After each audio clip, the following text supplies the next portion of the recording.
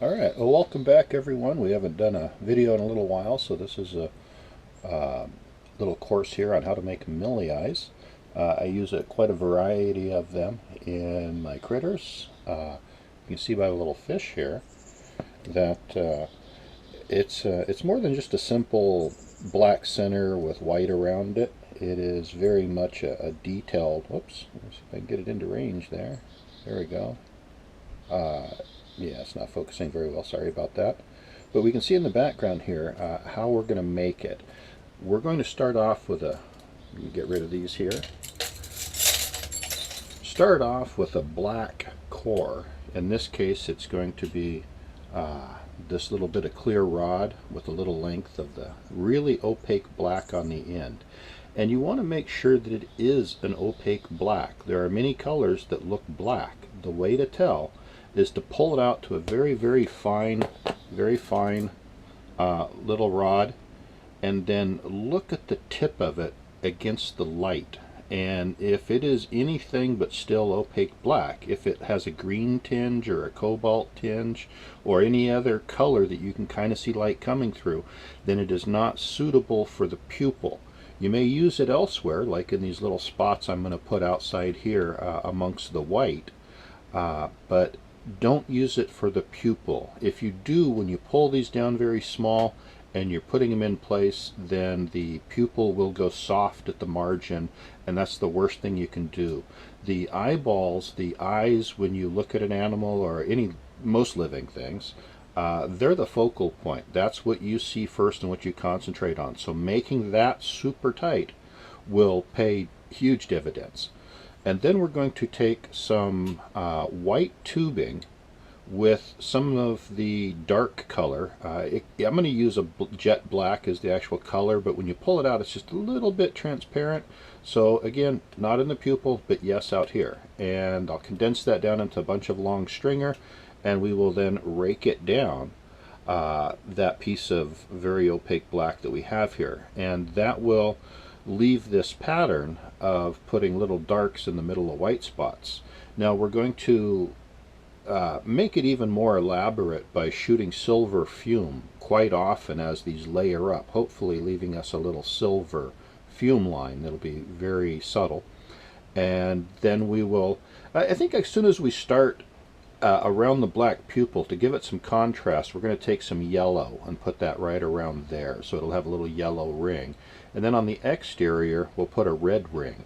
And that'll give us some nice, bright contrast, definitive, this is an eyeball you're looking at kind of thing going on. And at the very last, we're going to roll it in some frit or powder. In this case today, I've got some caramel frit. And the reason we're doing that is we want it to cleave nicely. And by that I mean when you go to break some pieces of glass, they break better than others. For example, if you on average grab a piece of cobalt and try and just snap a rod of it, you'll wind up with hangnail looking things and many broken pieces. Whereas some of the more granular whites, for example, if you simply grab it and pop it, it looks almost like you've scored it and snapped it. They just cleave very nicely because they're kind of granular. So by putting the frit or powder on the very outside, or at least a color that cleaves nicely like the white, Chinese white that is, that will make your millie snap nice and clean when you go to use it. It can be very frustrating when you have one that is thermal shock sensitive or does not cleave evenly, when you wind up with way more or way less than you had expected. So that exterior layer needs to be something that begins to propagate that crack very cleanly. All right, so I think we're ready here. Let's go make some eyeball millie. All right, here we go. We're going to take this white tubing. It's approximately, I suppose, about 10 millimeter tubing. And that rod that we're putting down inside is, of course, that one that was not quite opaque, but is still a good dark black. What I did there was I heated up the end where the tube is overlapping the rod, and heated up one spot and pushed it to the rod and connected it, so that rod is not free floating inside of the hollow tube, but it's just lightly tack welded on one side only to the right side of the white tubing there. And the reason we only put it on one spot is we want air to be able to escape the tube as we encase this. If you went all the way around and welded it to it and sealed it up, you'd have a mass of air inside of there that would have nowhere to go except to continuously bubble and pop what you're working on. So don't do that. Leave a place for air to escape. But we want that rod locked in place relative to the white tubing. If we don't tack weld it on back there, it's going to melt together and be very floppy and difficult to control, and the amount of black that's feeding into the white will vary as you move, changing the diameters and the ratios, and you don't want that. You want this whole thing to come out nice and clean and even. So we've condensed them together. Now I'm sealing up that end now. It doesn't matter anymore. There's no voids. And cutting that off. And what we have is a fairly large diameter, by which I mean about 6 millimeter, of the white over the black. So now I'm going to hook up a handle to the other side, a nice clean one. And then I'm going to pull this whole piece of white over black rod down to about 4 mil, which is the size of the little glass punties I'm using there. So we're just going to heat it up and then begin moving the heat over and slowly drawing it out, not pulling it so fast as to make it too thin, and applying enough heat to make it easy to pull out. And it'll make a very strong piece of glass. So just going to keep moving the heat over, pulling it out, and we'll wind up with a real nice, long, even 4 mil piece. Some people prefer to heat up the whole thing and then pull it all at once. I find that this has more control and it comes up with a much more thermal shock resistant piece of glass. So we've gotten all the way over to that end, and we will then cut this in half. In this case, instead of just flame cutting and pulling it apart, I'm going to heat it and then snap it. So we can see that there is, yes, the white with a nice black core, and you can see the ratios, and they should stay even throughout the piece. And as I said, we will add a small layer of yellow around the black pupil before we begin laying up the little white stringer with the black core. So just raking that down. Now these are going to touch each other. We are going to have each of these butting up to the next one. There's no silver fume involved here. It is just adding a ring of solid yellow. Once we add it all on, we're going to heat it up to the point at which we can marver it into a cylindrical shape that has a nice clean profile, because we want a ring around the eye, not a irregular kind of a up and down pattern of yellow going around it, but more of a clean ring. So after you add the yellow and fill in any voids, marver it down until it's round on the outside, and it'll be a nice clean ring later on when we have an eyeball milling. There we go. Now we'll clean it up a little bit. I've got a few little pieces spiking up there, and we'll just marver those down, heat it up and marver, repeat it a few times.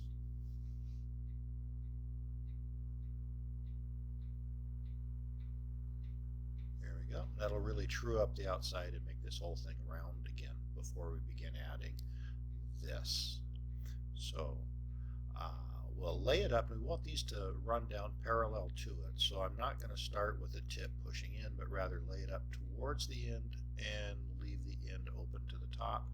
And the flame goes in right between the two pieces of glass, so that where they are coming together, it is sufficiently hot that they weld up together and don't want to come apart again. You really want to apply enough heat. If you apply too much heat, yes, things will start to bend and move back and forth, but you can always back off a little bit.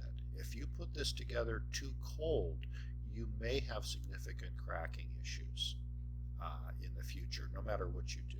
So use plenty of heat. A little bit of silver. Notice that the white rakes that we just put on don't touch each other like the yellow did.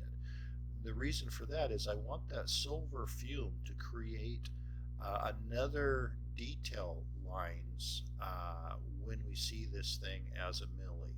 So you can't really apply too much silver. Don't spend too much time doing it, but put on a nice thick layer of silver and then go back between each of the ones that was applied previously and add another layer of the white stringer with the black core. And this is very repetitive. Then we do more silver. And remember, these whites are not touching each other. You always leave a little bit of space between these rakes of material that you're adding on so that the silver fume will make a nice pattern when we're done. There we go, nice and heavy. And each time we'll go back and begin raking those little low spots. Those little low spots will become the high spots. We'll silver fume it, and then we'll add more to the low spots and just keep doing it. This is going to be condensed down a little bit. I don't think we need to show every layer as we build it up. So we'll zip ahead. You can see we've added a few layers there. And now it's about a little over an inch thick. And we are still adding the white, not touching each other, adding the silver fume. And you can see how this is really starting to build up there. We're getting some size to it. So I'm going to move up to an 8mm punny and add that on there. Put a bunch of heat to the tip of it and used it to kind of run around the outside of that circumference, and then filling in the center and then heating the whole thing together so that we have a nice tapered connection between the large milli and the smaller 8mm diameter handle. Removing all acute angles by marvering and pushing the material together, adding more heat to make it very homogeneous. So it's really one piece of material there. We don't have to worry about it cracking while we're adding more material or working on it. And then we'll round down this outside. We'll just really heat it up and marver it.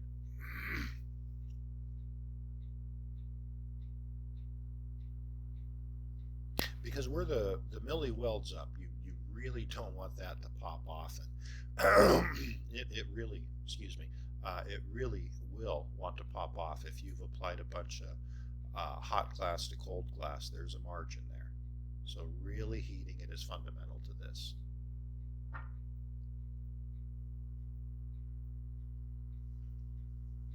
Right. So now we'll cut off that little 4mm handle and clean up the left side there as we're holding it.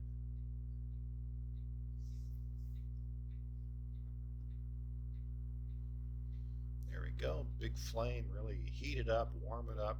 Use plenty of heat, just not enough to deform your work.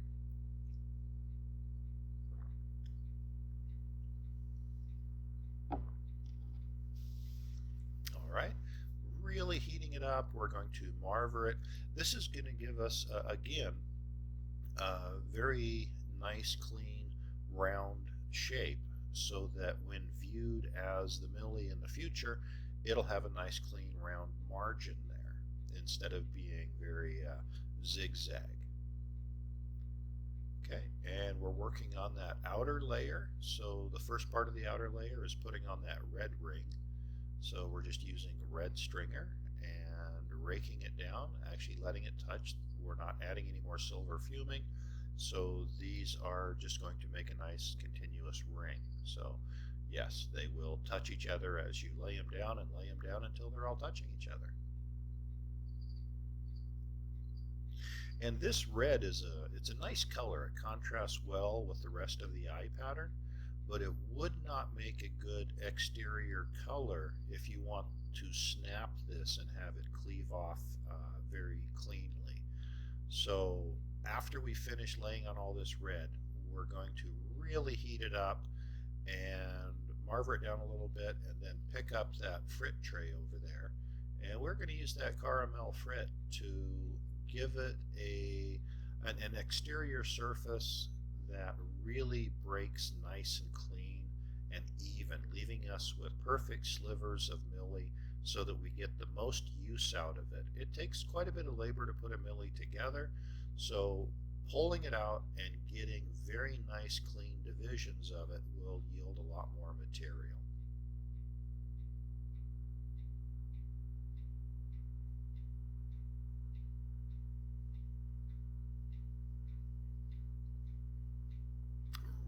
it up, roll it in the frit, and then really heat it up again. It will be visible in the millie, that little exterior layer of frit, just as even the very slight subtle silver fuming is visible. So it'll be a whole other layer of color outside of the red.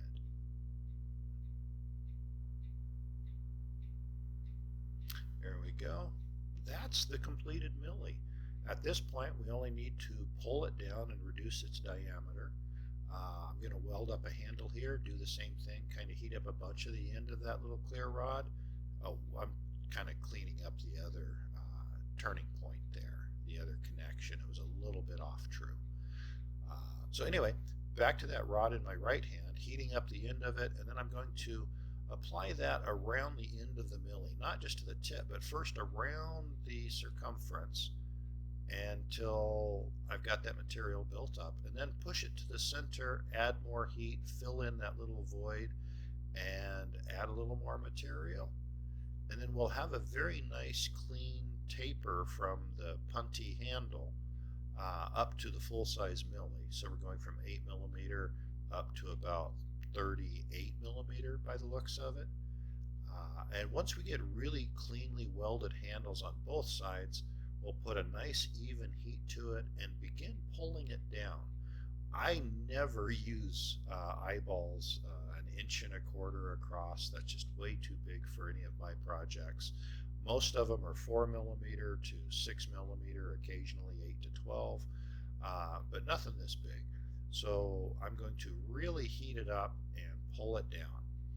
And just like I pulled it out earlier on the stringer with the black core and the white exterior, I'm just going to work from one side to the other, pulling it out, not heating up the entire thing and pulling it at once, which I believe leaves more stress in it. When using that technique in the past, it just always seemed to me that after I pulled it and went to use it, the millie would thermal shock more and crack in unexpected places than if I pulled it out using this technique and doing it in successive pulls. Here we're going from about 38mm down to about 12mm, or roughly 1/2 inch, and then I'll pull it once or twice more down to, say, 8mm, and then the last pull might take it down to 4mm. And each successive reduction in size kind of has the effect of annealing and reducing the stress in the millie, which is excellent. You don't want these breaking unexpectedly after putting the work into them. There we go. Drawn down, we've got a nice section of millie there, and at this point it'll make wonderful eyeballs.